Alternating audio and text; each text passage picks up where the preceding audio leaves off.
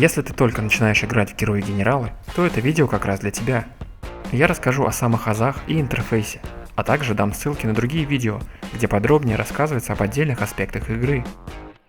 Первым шагом в игре необходимо выбрать сторону, за которой вы будете играть – Соединенные Штаты, Советский Союз или Германия. Не волнуйтесь, вы сможете сменить сторону в игре немного позже. После выбора фракции вам будет предложен пехотинец, которому вы можете дать имя. Оно отображается в меню в самой игре и показывается убитому вами противнику. Его тоже можно будет изменить потом, но уже за внутриигровую валюту.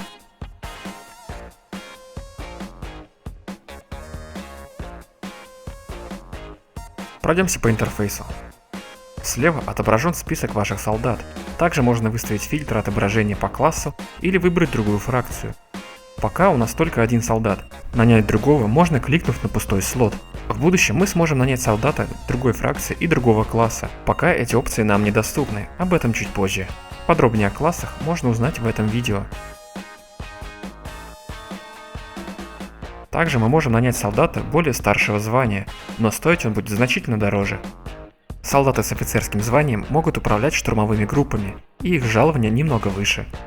Про штурмовые группы и жалования можно подробнее узнать в этих видео.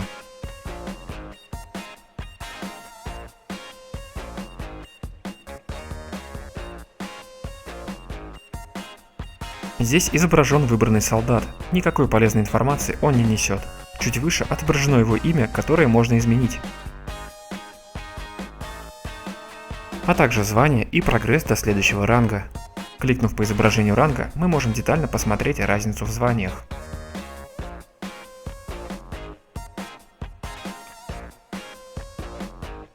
В этом блоке отображены ближайшие к завершению уровни нашивок и награды за них. Ознакомиться со всеми нашивками и наградами за них можно здесь. В описании указано, что необходимо сделать для получения опыта в соответствующую нашивку.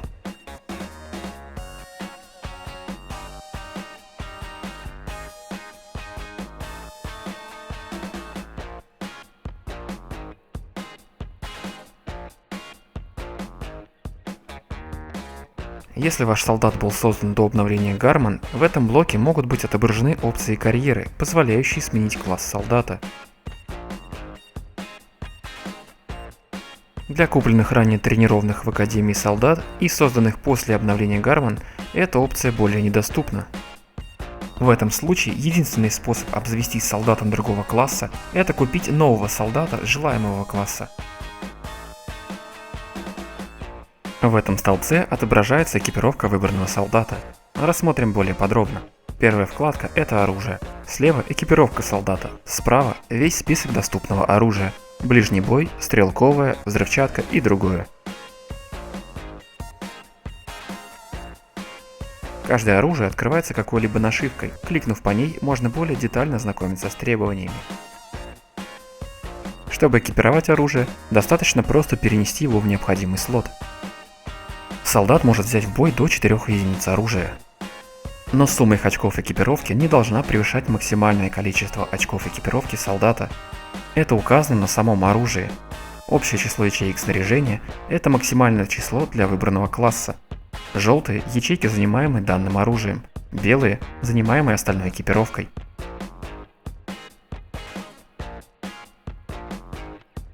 Также на оружии указаны модификации и камуфляж, если таковые доступны.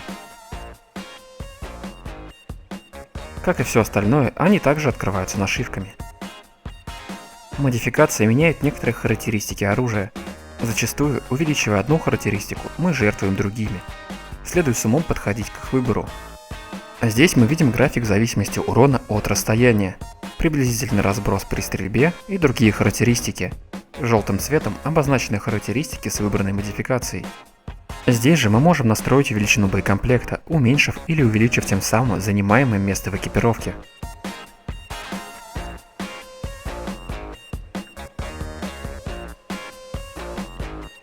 Красный фон оружия говорит о том, что оно или его модификации требуют ремонта или пополнения.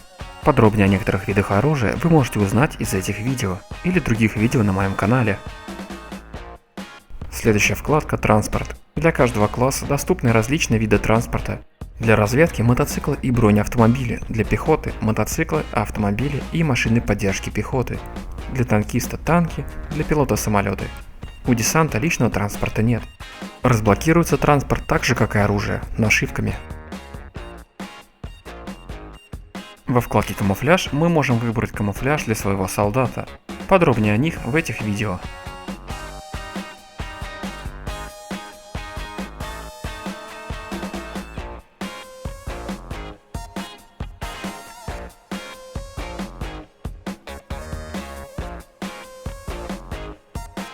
В этой вкладке отображены знаки отличия.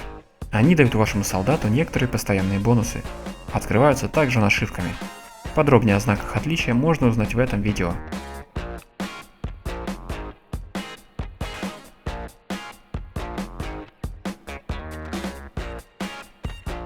Последняя вкладка «Штурмовые группы в подчинении солдата». Управлять ими могут солдаты 12 ранга и выше или генералы.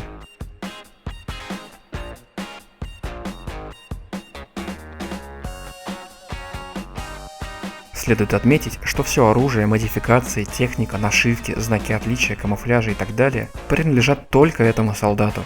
Другому солдату все открывать и покупать придется отдельно.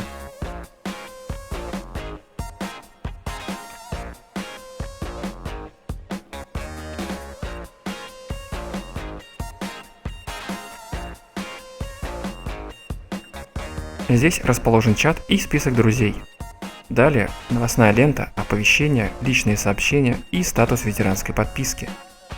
Вкладка «Генералы» станет доступна позже, когда откроется доступ к режиму «Война». Далее показана внутриигровая валюта, кредиты, необходимые для покупки солдат, оружия, модификаций, техники и их ремонта, денежные средства или варфунды, необходимые для покупки, пополнения и улучшения штурмовых групп, и золото, универсальная валюта. Далее иконка внутриигрового магазина. Здесь вы можете купить все, начиная от золота и ветеранской подписки и до усилителей нашивок и облигаций.